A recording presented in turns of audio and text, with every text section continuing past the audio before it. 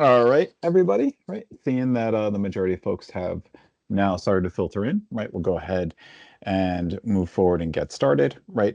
Just a couple of housekeeping items, right? We are going to be moving along as we go, right? Yes, happy Friday, right? As our good friends from our partners over at DCF put out there. Right.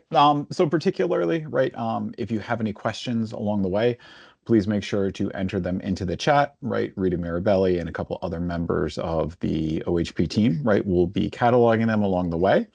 Also, please look in the chat. There's a couple, there's a SRAP FAQ and also some basic information on SRAP that will also help add additional context to what we're talking about here this morning. Right. Before we hop in, right, just making sure everybody's in the right place. The what we're talking about today, right, is the state rental assistance waitlist opening for the 2025 iteration, right? And this is tips and application notes for the public, right? And so particularly the intent of this webinar, right, really is for those service providers and other individuals, right, that are either going to be working with persons experiencing homelessness or that are housing insecure or that are otherwise going to assist, right, individuals in applying for the state rental assistance program, right? If you are actively looking to apply for the program yourself um, and to see any tips around this, right? This webinar is not tailored for that, right? There'll be additional one, right? So just making sure that you're in the right place, right? So as far as facilitators and agenda, right? So Assistant Commissioner Winter will not be with us this morning, right? But I will, Mike Callahan, I'm the Director of the Office of Homelessness Prevention. With us, we have a couple of people from our team. So we have two project directors from OHP, Rita Mirabelli and Jackie Tracalow, right? We also have Ivy Barnwell and Shahilda Boynes, right? Two of our program managers within the programs team here at OHP, and also Tina McGill and Jen Debiak as well. Right. So, right, that being said, the agenda and what we're going to be covering, we're going to be going over first in part one, the state rental assistance program in a very high level overview. Again, the intent of this webinar is being able to help folks with the pre-application for the waitlist, not an overall deep dive into SRAP, what it is, what it isn't, and getting really down into granular detail about those things, right? The meat and potatoes of what we will be doing, right, is going through step by step through the application process with you, what that looks like, and navigating through the portal, right? And in part three, right, we will be going through status checking and follow-on steps, right? So as we go and move through this, right, again, it looks like a lot of people are signing into the chat. Thanks so much, right? If you are on this opportunity for some continuing education credits, right, or something like that, we'll make sure to send out to the relevant alphabet soup agencies posting, right? So first, right, as for the SRAP overview, right? So with SRAP, right, just at a high level, right, SRAP stands for the State Rental Assistance Program, right? And the intent is that it offers housing subsidies for very low income New Jersey residents, right? That is what SRAP is. SRAP is not a point of payment for any rental arrears. SRAP is not a rapid rehousing program. SRAP is not a project-based voucher, right? It is what's called a TBRA or tenant-based rental assistance, right? And the intent of an SRAP voucher is that a household is in receipt of the voucher, right? They engage in housing search in any apartment, just like they would if they did not have the voucher, and then they use the voucher to go and rent an apartment where they pay 30% of their income towards that apartment or that rental unit, and this other 70% is underwritten, right? I see that Rita again has posted, right? Has posted both information on SRAP and the FAQ, right? Please make sure you're accessing it, right? So as far as eligibility, right, the SRAP income and eligibility requirements, right, are posted on our website. Please make sure if you're working through with clients or consumers as you're doing so, right, that they meet the baseline eligibility guidelines. Most importantly, right, any household applying must be 18 years old or over, or they must be an emancipated minor. Similarly, they must have New Jersey residency. And information on what qualifies as New Jersey residency is also available on the website where that Rita will continue to drop in the chat. right? Open enrollment period. The open enrollment period starts on the 13th of January at 9 a.m. and it goes until the 31st of January until 5 p.m. Eastern time. Right. Importantly, and one of the things that we like to tell people, right, is that we have a lotterized process, right? So 6,000 households will be selected via the lottery, but importantly, whether you are the first application at 9:01 coming into the wait list, or you're the last application at 4:59 and 56 seconds on the 31st of January, you have an equal chance of being selected. So please do not engage with your consumers and your clients and throw undue anxiety or any additional or have any additional stress to them saying they need to get front and center and they need to do this as fast as possible, right? Please be judicious and also to work with your clients to put in a complete application, right? Because oftentimes incomplete information or certification of erroneous information could be a potential flag, right, for an ineligible application, right? So as far as the application process, right? Please go to pre-applications should be submitted at waitlistcheck.com/New Jersey 559. Right. We'll walk you through what that process looks like and what that web page will turn into on the morning of the waitlist opening. Please, one application per household, right? Only one pre-application per household will be accepted, and importantly, duplicate applications will be rejected, right? We do offer reasonable accommodations, and we will be talking about the process by which to access those accommodations a little later in the webinar, right? But particularly, right, for folks that are elderly, for folks that have either are in the DD or ID community, right, and you really need to be walked also with a case manager or assisted more so than a member of the general public in submitting an application, right? There's a phone-based process where you reach out and you connect with our customer service team, and we've also had expanded customer service hours during the opening waitlist to ensure that that can be facilitated, right? With regards to requirements for the application, right? For all members of the household, right, we need names, social security numbers or tax ID numbers, birth dates, income information, and email addresses for all household members, right? For members, obviously, that are minors or that you do not want to disclose email addresses, you are more than welcome to use the parent's email address for that, right? So preferences and priorities, right? So by statute, right? New Jersey state law, right? There's 5 preference categories awarded to people that are able to, that are either members of or by virtue of diagnosis or experience, right? Are part of these 5 different groups, right? So the first is for veterans. The second preference is for persons experiencing homelessness. The third is for the elderly. The fourth is for disabled, and the fifth is that we have a local and residency, and we have a local residency preference, meaning New Jersey state resident. Right. The highest priority is for New Jersey, United States Armed Forces veterans and their surviving spouses. And importantly, right, while you do not need proof of verification for affinity or belonging to one of these preference groups at the time of pre-application, if your application is selected on the wait list during the lottery, you will need to provide proof of that. A good example is the proof of someone being a United States Armed Force veteran is a DD 214 member 4 copy, or right, we also accept a collateral VA squares or VA proof of service letter generated through e-benefits, right?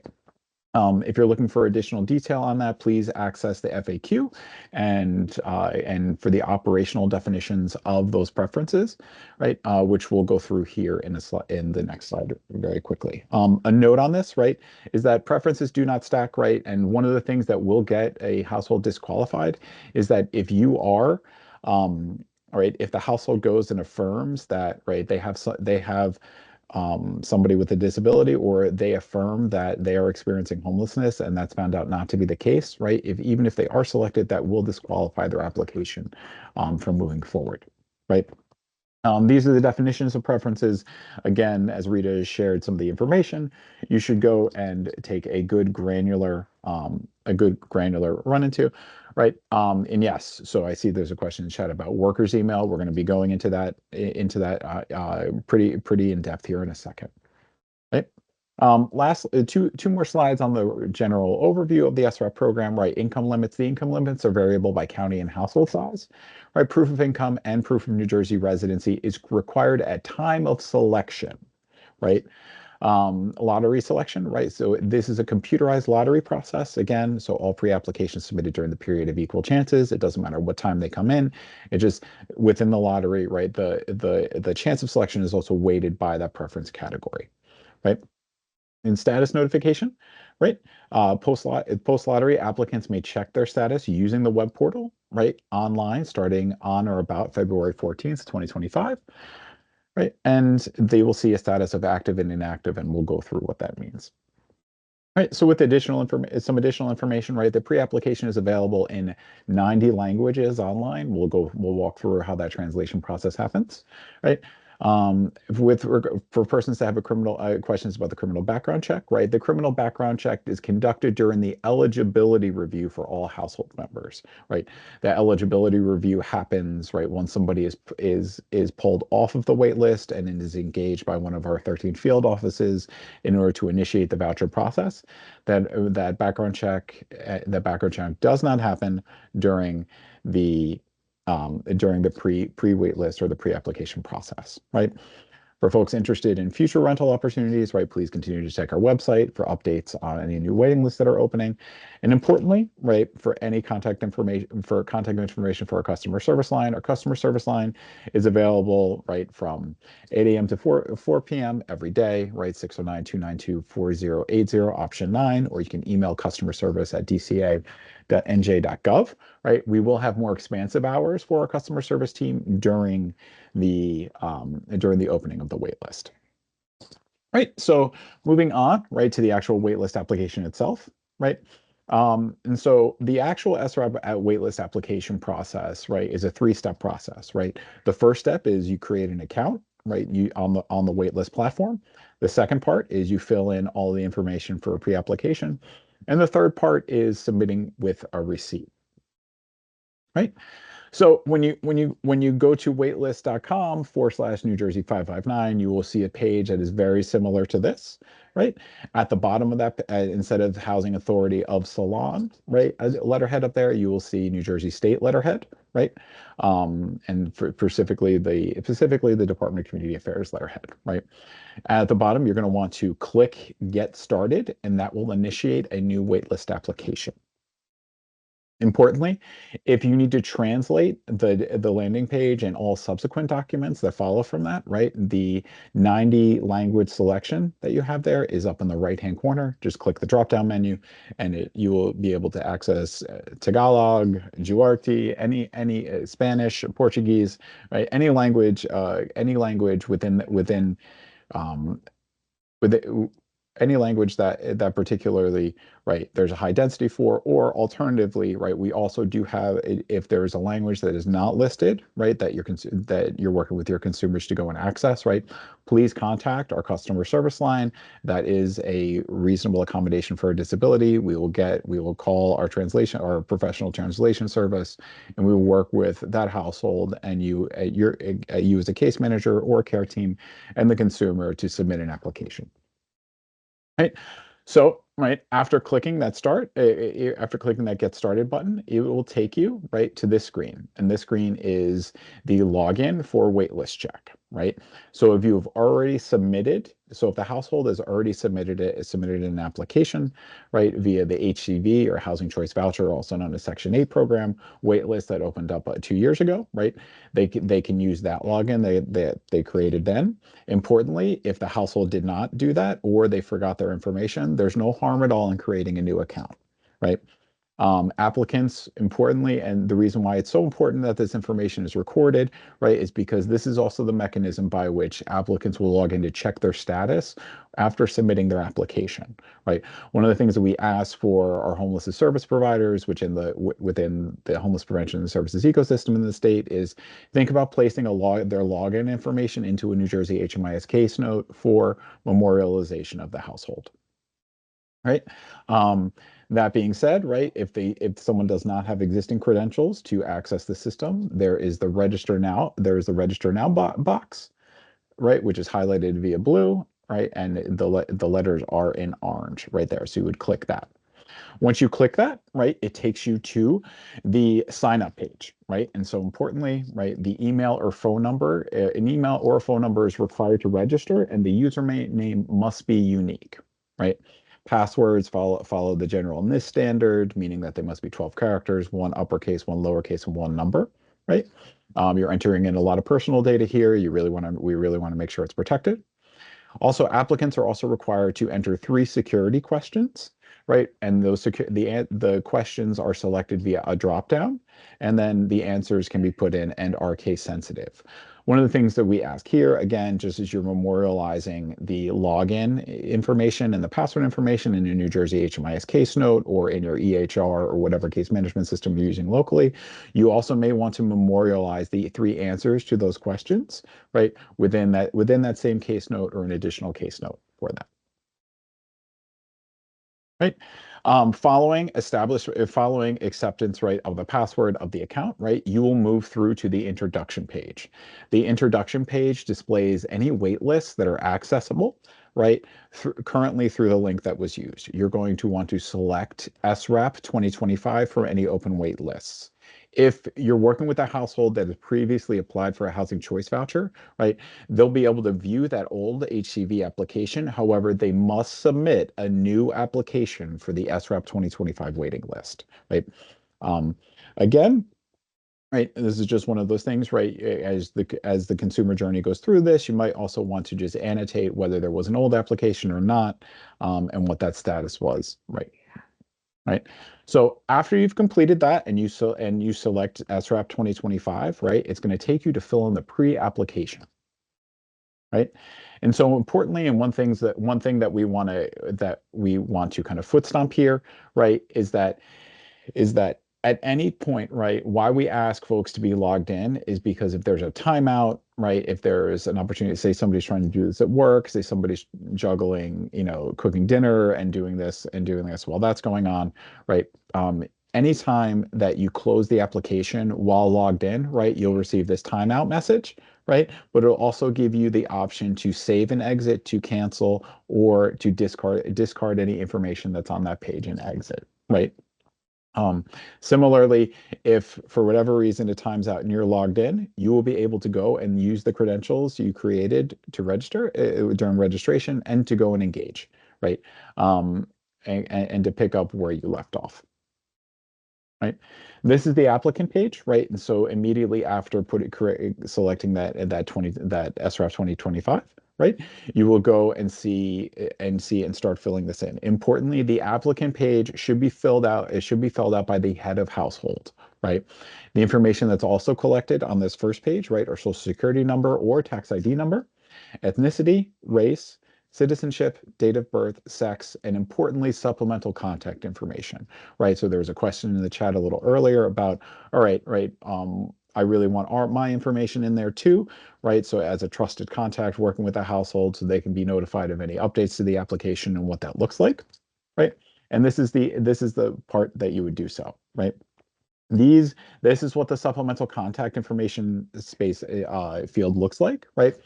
And so there's the name of the contact and also to the person or organization, right? You can put in a general line for a shelter. You can put the case manager's number if you are a nurse case manager or other individual that's helping with people fill out the application. You can do so if you are a clerk, right? No matter what your relationship is, right? It'll ask for a characterization of that relationship. Please use the one that is most applicable, right? But importantly, you want to add the number of that contact information, but also too, right? The reasons for that, right? You can select for all of the above, right? And also too, right? One of the things that we like to tell all of our partner agencies and community partners that are going through this is that the more contacts, the better, because that's less points of failure, particularly right for folks that are working with either a hard to touch, hard to contact population, for example, those experiencing unsheltered homelessness, right? Or for those right, for those folks where there would be challenges right? There would be challenges just getting in contact because of any disability or anything else like that, right? One of the things through that, right, is that right after you enter in those contacts, if you are right, if you do have that, and you're engaging right with at an organizational level, or doing this as a social worker working for an organization, or a case manager at a shelter, or some other permanent housing organization, or a unsheltered outreach worker, right? One of the things you want to do is you want to enter in, right, the contact information that was entered in, right? Just because, hey, folks leave their jobs, sometimes there's challenges around that. We want to make sure that, we really want to make sure that, if somebody goes in a transition, that there's the highest likelihood that if they are selected from the wait list, that they really are moving forward um, through that process, right?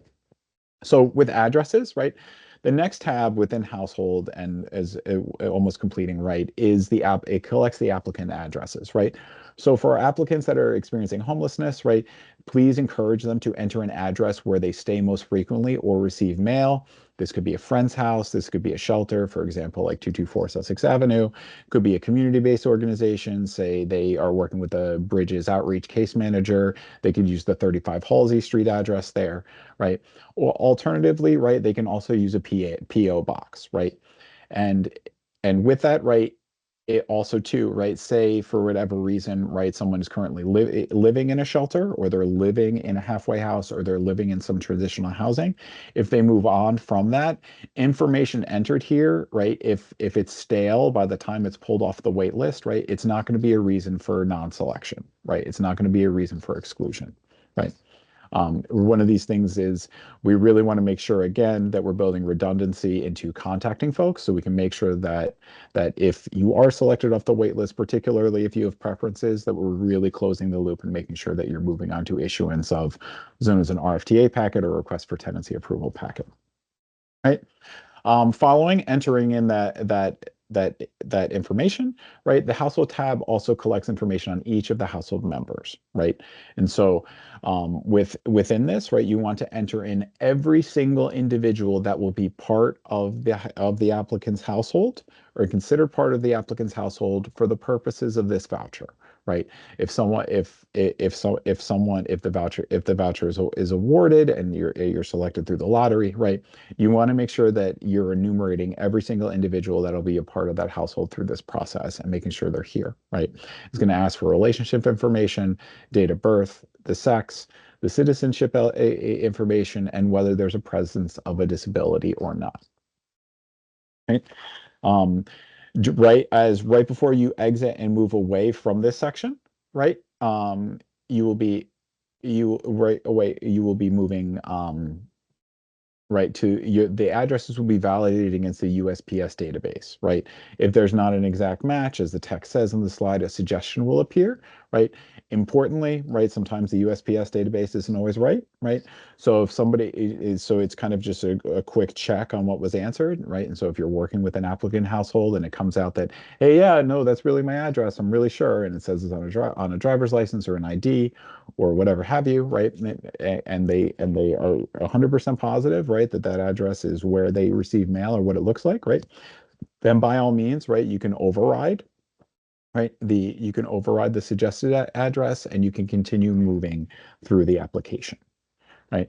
Um, the next phase, right, as you see, we've completed applicant information and household. We move on to income information, right? And so income information is collected for all applicants by default, right? And so importantly, when we talk about income information, right, it's also too, SRAP is also an eligible for a program for households that have no income, right? So we just want to kind of foot stomp that and just reiterate there, right? And so for each income, right, the applicant's going to enter in the source and the frequency. An annual total is calculated automatically, and an info icon, which is that little I button, right, encourages applicants to review the types of income sources, right? There's contingent income. There's also different buckets or categories for you to use, right, which changes the calculation, right? Just don't default, right, to wages or whatever. Really, you want it to get to as precise and discrete as possible to what the income sources of the applicant are. right? With regards to preferences, right? Following the entering of income, right? Preferences will be, you must select and affirm the preferences via the radio buttons of saying yes or no, right? Again, the preferences for the state rental assistance program are veterans, using the federal definition of veteran, homeless, persons experiencing homelessness, the elderly, so 62 years old or older, disability, and local residency, meaning that there is a preference for New Jersey residents, right? Importantly, you will be doing a certification of the entirety of this application, which means that if you make a misrepresentation of affinity to a group, right, it may be cause for your application, right, to be not considered, right, if selected, right? There have been cases when folks have selected all 5 preferences when none of them have existed, right? And that would be reason for your application not moving forward if selected, right? And this is the certification page, which after going and selecting preferences, you will be taken to. And this is the penultimate page where you will review the entirety of your answers. One of the things that we ask our housing providers and other community partners to do is they're working with clients and working with individuals submitting this information is that, right, that they review and take their time every single piece of information that they've entered, right? The review page requires applicants to confirm everything that they've entered is correct and accurate, right? This is a legal document now that you are making a certification on, right? The certification message will display right at the bottom of the screen as well as in a pop-up, right? So importantly, the certification is going to state the Title 18 language around submission of that, but also to the New Jersey statutory language and regulatory language on submitting or willfully falsifying information with regards to the state rental assistance program, right? That being said, right, if you do have a person experiencing homelessness or you're working with a household there, please validate and confirm all the entered information. And also to make sure that you're double tapping and looking at the application information that you've entered, right, for collateral contacts or for supplemental contacts, right? And then lastly, right, once you're done for this page and the certification is executed, we're going to go through what the submission looks like with the receipt that's generated, right? So after you do the certification and you click submit, right, you will look to a page that looks very much like the one you see on the right there, right? Right, you will after submission of the application, right, you're going to be able to see if the application was successful or unsuccessful, and the reasons why it could be an unsuccessful application will fall within the following 4 buckets, right? The first meaning, right, that if there's a duplicate application, right, and so someone has already, the household has already submitted an application. Second is if they're under the age of majority, right? Third, if the list is closed, right? And then lastly, right, if someone is over the income limits, right? If the application was successful, you will see an initial status of submitted, right? We recommend applicants print this page. And again, we also recommend, right, for those homeless service providers and housing insecurity providers that are on the call, we really ask that you download this, that you save this page as a PDF and upload it to the New Jersey HMIS client file, right? For those households that are at risk of homelessness or currently experiencing homelessness. Similarly, right, if you're using an EHR, EMR, or other case management system, it's always good practice just to download this document and make sure it's updated there, right? And so following all that, right, assuming it's status, we're going to go through now how you check the status of the application and what that looks like for follow-on steps. Right. So checking status, right? This is where, right, this is where on the morning of the 14th, right, you're going to want to log back into waitlistcheck.com/NJ559, right? You will log in using the credentials that you created during the actual waitlist application process, right? We're going to enlarge what the application looks like and what the screens that you see, but there's 3 categories that you could potentially see on the day, right, of the waitlist, that the waitlist is lotterized and selected, right? Those categories are pending, active, and inactive, right? When we look at the status, right, again, the information on the lottery selection will be posted on or about February 14th, 2025.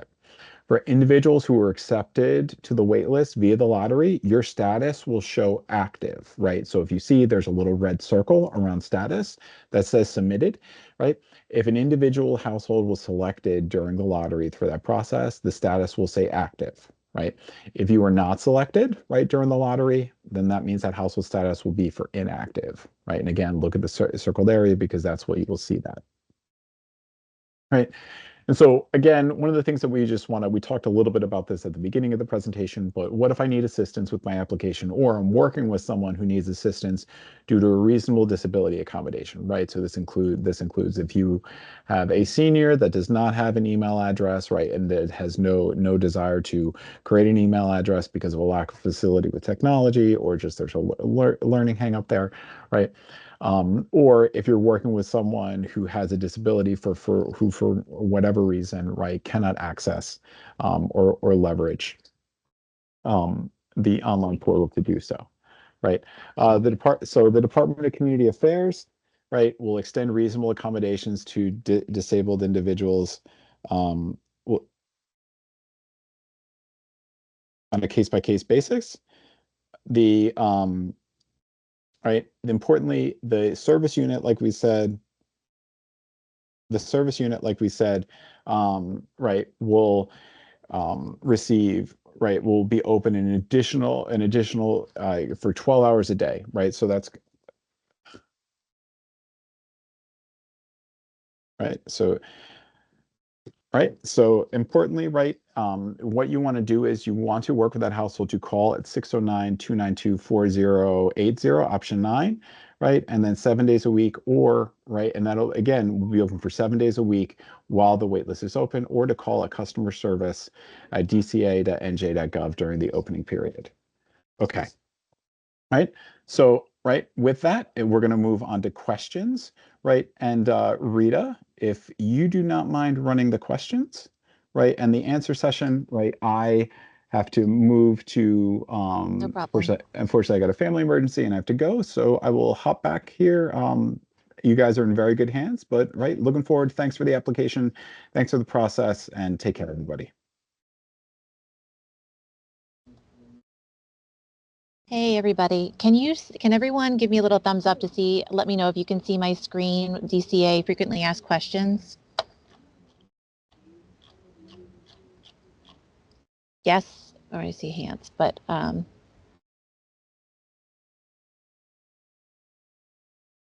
yes, okay.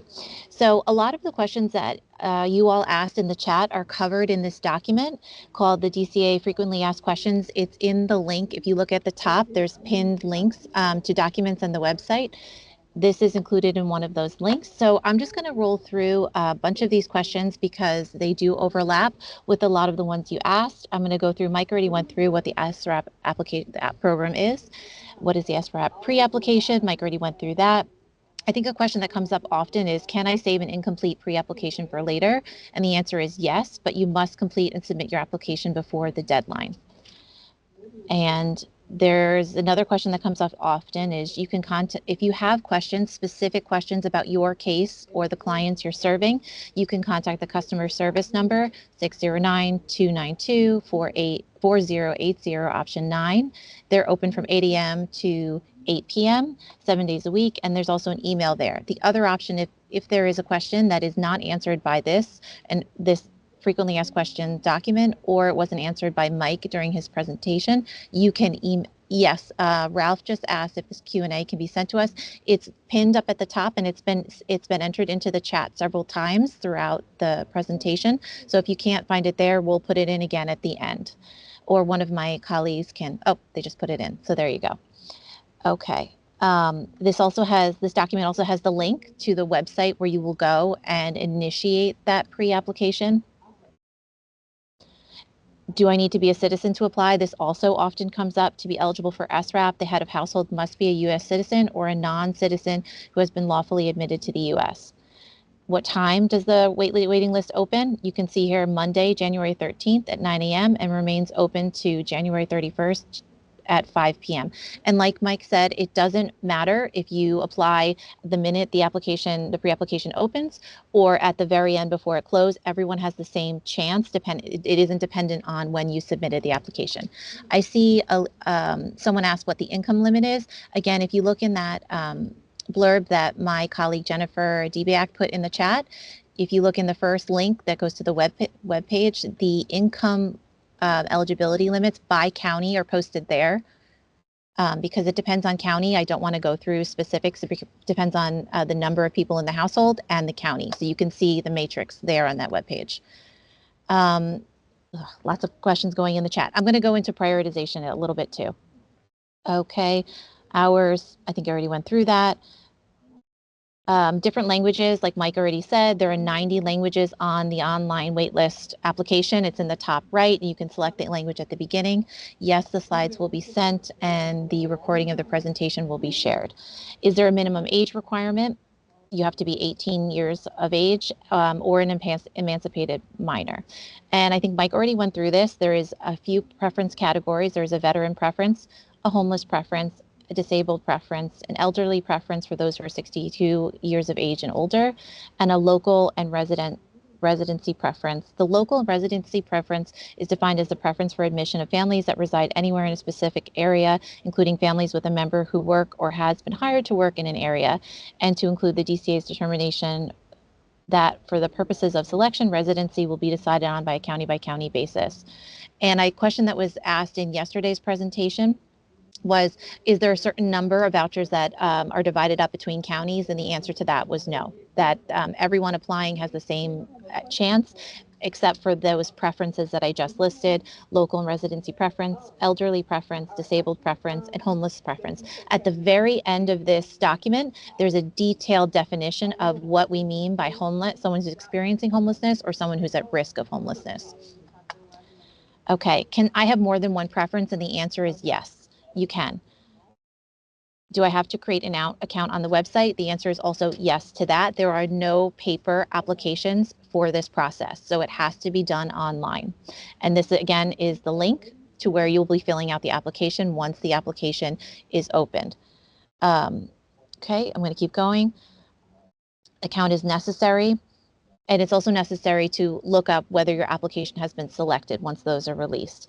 A question that we got a lot today in the chat, and we had a lot yesterday as well, is if you or your client doesn't have an email address, how do you submit your SRAP application?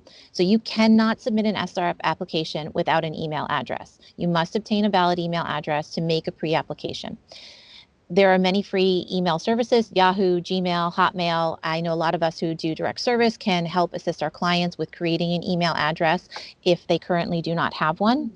And then you will go through the process that Mike detailed already on this presentation with that new email address. If you have any questions about this process, you again can call that number, 609-292-4080, option 9, between 8 and 8, 7 days a week, or you can email that customer.service@dca.nj.gov. Okay, and I guess this goes up to the preference questions again. Can a veteran choose all the preferences that he or she qualifies for and be given the highest priority on the placement waiting list? Okay, another question about homelessness status. I'm living with family and friends and moving from place to place. Am I classified as homeless? The answer is yes. And then you can refer, I'll just scroll down, at the very end of this document, there's a much more detailed explanation of people experiencing homelessness or at risk of homelessness eligibility. So we're going to go back up here. Okay. Okay, I'm homeless. What address should I use? I think a bunch of people also asked that in the chat today. If you do not have an address or your client does not have an address, please ask a family member or friend if you can use their address. If that's not an option for yourself or your client, you can also use a homeless shelter, a transitional housing agency, or a caseworker's address. And if you do not have any of the above, you can type in homeless and include the town or city you're located in. A question that came up several times yesterday was, there's a larger transitional housing facility or a larger shelter. If some people are putting in the same address, and because that address happens to be a shelter or a transitional living facility, it won't count against them. It will be recognized as separate applications, even though those individuals might currently be residing in the same transitional housing facility, or the same shelter. Okay. Can I use my smartphone? The answer is yes, as long as you can fill out that application, use an email address, and put in the information that Mike detailed. It's no problem to use a mobile device. Can I make corrections to my SRAP pre-application during the enrollment period? This was also a common question. No, not during the open enrollment period. Once you submit your application during the open enrollment period, you're not able to go back in once it's submitted. However, if you are selected via the random lottery process and you're placed on the waiting list, then you can update your pre-application via assistance check or by emailing DCA, same email, and then the address is listed there. Okay. I applied to another housing authority using waitlistcheck.com. Mike talked about this a little bit. Do I log in using my existing account? Yes, you do. Okay. What information will I need to fill out the SRAP pre-application? I know Mike went into this a little bit, but I'll just reiterate. You'll need you or your client's full legal names, social security numbers, dates of birth for all members in the household. And you also need to list, this is very important, all income received by every member of the household. I know that question comes up a lot, so I just wanted to be clear on that one. Do I have to enter the names and income on my SRAP pre-application? Yes. You must answer all the questions and complete all the required fields in the pre-application. Your pre-application should list all the members of your household and all your household's income, including, but not limited to, TANF, Social Security retirement, SSD, SSI, pensions, child support, alimony, unemployment, temporary disability, wages, self-employment earnings, etc. Now, this also comes up as well. Do I have to report all assets, including bank accounts, on the SRAP pre-application? And the answer to that is yes. You are required to report all household assets, including any stocks, bank accounts, etc., for all household members. So that's assets not just for your head of household, but every individual included in that household. Okay. I know we have some specific questions about immigration status in the chat, throughout the chat today. I am at this point not able to answer individual specific immigration questions. I know we have two kind of vague answers that might not be detailed enough for you. Please email myself or Mike, and we will put you in touch with someone who could answer those questions for you related to immigration status, or any of the more very detailed questions that we might not have the time, or this forum might not be the space to answer those. Okay. This came up a little bit in the chat too. I'm elderly. What type of assistance can I get to complete an SRAP application? And you can have a family member or friend assist you with the SRAP application, or you can contact one of the organizations listed at the Division of Aging website for assistance. You can use this link right here.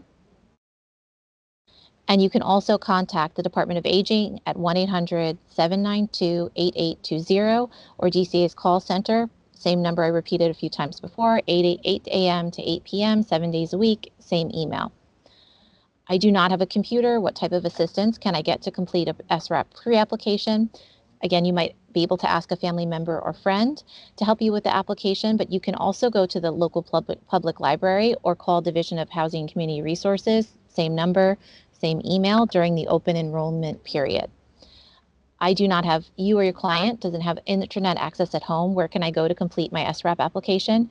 Free wireless connections are available at coffee shops, bookstores, again at the library. You can use free internet access. And if you don't have your own electronic device, the local library is usually a very good resource for that. And if you're in a long-term care facility, please contact, there's a specific resource for those individuals at I Choose Home NJ at 855-466-3005, or log into ichoosehome.nj.gov. And you can also contact DCA customer service, same number, same email that I detailed earlier. I do not have transportation to get to a wireless connection. So those individuals who are homebound, who cannot get to a library or a service provider in person, can I complete my SRAP application over the phone? Unfortunately, this year the answer is no. Pre-applications must be submitted online unless you are disabled or elderly and require reasonable accommodation. You can contact DCA customer service for additional assistance regarding those individuals who are elderly or disabled and might qualify for an additional accommodation. I was on the website and I started to complete my SRAP application. I lost the internet connection in the middle. How do I get it back? If you did not receive a receipt page and you stopped halfway through without submitting or saving, you must resubmit SRAP pre-application from the beginning. The website happens to be unavailable and I can't enter my SRAP application. What should I do? Our recommendation is to wait a few minutes and try again. Again, I put my email in the chat, Mike put his email in the chat, and there's also that email that I've listed a few times, customer.service@dca.nj.gov. The phone number, you can welcome to reach out to us and communicate if you're not able to get onto the website. Can someone else sign up for me? The answer is yes. You can have a friend, a family member, or provider assist you in completing the SRAP pre-application, but you must certify that all the information being provided, like dates of birth, income, assets, are true. If my children, now this is another commonly asked question, if my children live with me and they are 18 years or older, do I have to include their income?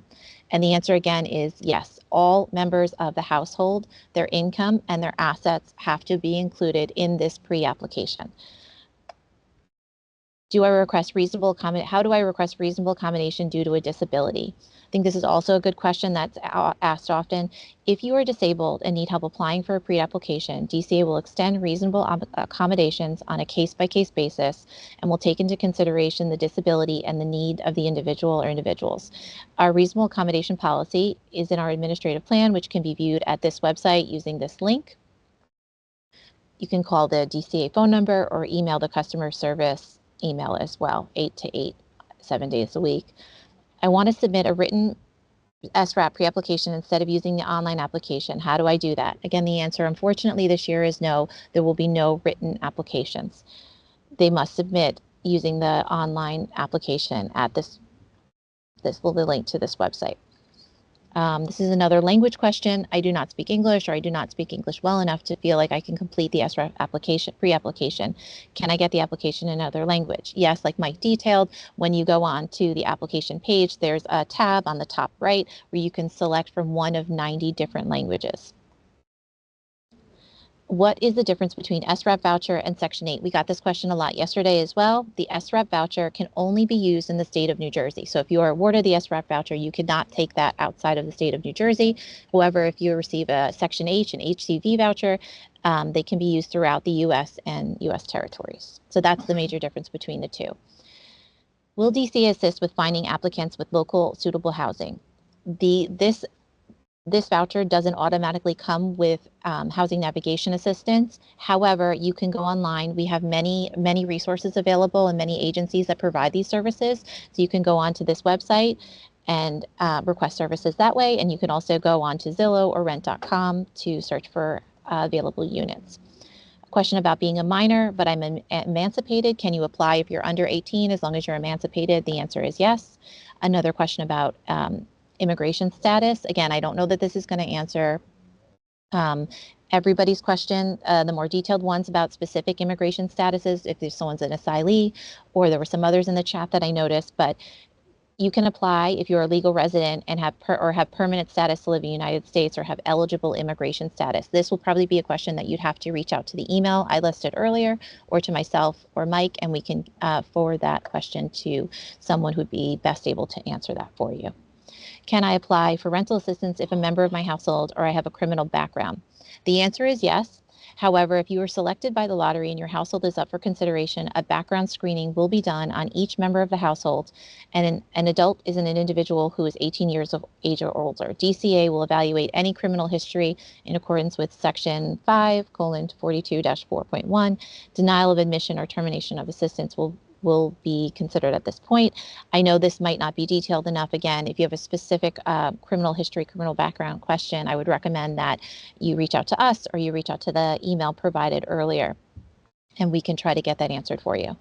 Can I print my SRAP pre-application? Yes, as soon as you finish your cleaning your pre-application, you can print it before submission. What does active status mean after submitting a pre-application? I know this part can be pretty confusing.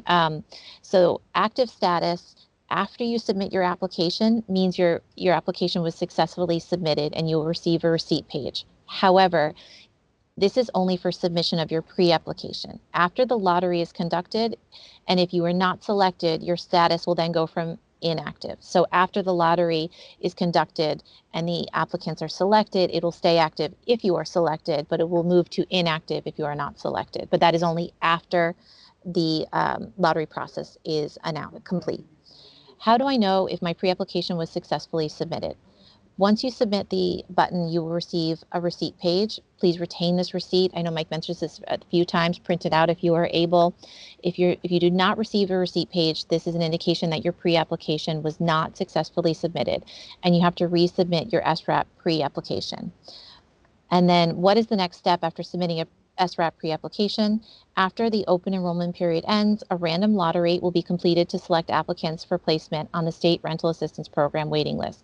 DCA will notify you if you were or were not selected via email. You can also go online to check your status on this www.waitlistcheck.com after February 14th, 2025, using the same credentials you used when you applied for the SRAP pre-application to see your status. And so down here, I'm not going to go through all of this, but those of you who are asking lots of questions about someone's homelessness experience, someone experiencing homelessness, what they would have to qualify, what criteria they would need to meet to qualify, or someone at risk of homelessness. You can look through here. They're listed individually. And I, again, reach out to the email provided if you have any questions. This webinar was primarily intended to go through the application process so that that was clear before it opened up to the public, to help individuals and providers be prepared to go through that application process. There are definitely lots of specific questions that we're not going to be able to answer at this time. This voucher is 5 years, but it is possible to be renewed beyond that 5-year time. So there'll be more information provided by the individuals that are responsible for this voucher program. Looking here, is there information that easily tells a person how the SRAP works if they are selected, rental limits, time limits? That's not something I can answer at this time. There are lots of individual specific questions I don't know that I can go through. What we will do is I've tracked, and my colleagues here at the Department of Homelessness Prevention have been tracking all of your questions. We'll do our best to forward that to the housing assistance team and answer the ones that we can, and then forward the ones that we cannot. Those on my team, are there any questions in the chat that you think that we are able to bring up now or answer now? Or are the questions in the chat primarily ones that need to be addressed by the housing assistance team? Anybody? Thank you, Rita. I think you did a really great job in covering most of the questions. And again, we are tracking them. So if there's anything we haven't answered, we'll definitely follow up with that. Okay. I just saw one at the end. How long do you have to find housing if selected? You do have some time. There is an expiration, but it is it does take, it can take, as most of us know, it can take a good amount of time to find a unit. So I don't want to specify a specific amount of time at this time. I think that might be something we can answer with a follow-up as well. I know there's a lot of questions, and I appreciate that everyone's so focused and paying so much attention that that these questions are so specific and really, really, really important. And I hope that we can reach out to the housing assistance team and get these answered for you. So if you're not selected, your name stay on the list. So a lot of these, I don't know that we're able to answer them at this time. If you could just put your questions in the chat, if you still have some, the ones that are there that have not been answered, we've tracked, and we'll do our best to answer them to the best of our ability. And my email, Mike's email, and then who will answer your questions. We're going to track your questions. This voucher does not live within our program, so we're going to share this information with the housing assistance team, and we will support them in answering the questions that you all have. Yeah, so I'm sorry, I'm not able to answer all the questions that everybody has. I really apologize for that, but we will do our best to get back to you and send out answers to the questions that we are able to. So Jackie, could you put that one link back in the chat with the link to the where you can do the application, the frequently asked questions sheet, and then I think we also had my email, Mike's email, and then we have the emails and the frequently asked questions sheet that go directly to those There's so many questions. There's so many questions. I'm sorry. So, Jackie, what were you going to say? And just a reminder, we did get this question again. This training is being recorded. It will be shared. It will include these live questions that Rita has covered, and then the links are in the chat. So yes, this is being recorded. It will be shared. Okay. Thanks, Jackie. Yeah, so I hope that we were able to answer how you can apply for this application, the structure of how that works, and some of the eligibility questions. And we will do our best to follow up with the specific questions. But again, the original intention of this webinar was to assist with the application process and the overall process of using these housing vouchers, applying for these housing vouchers. So I thank you for attending, and I hope this process goes well. I hope we were able to assist and support you so that this process goes seamlessly once you open the application page and this becomes available. So thank you for attending, and we'll be sending out this recording and the links to the resources we listed. I hope everyone has a wonderful rest of their Friday.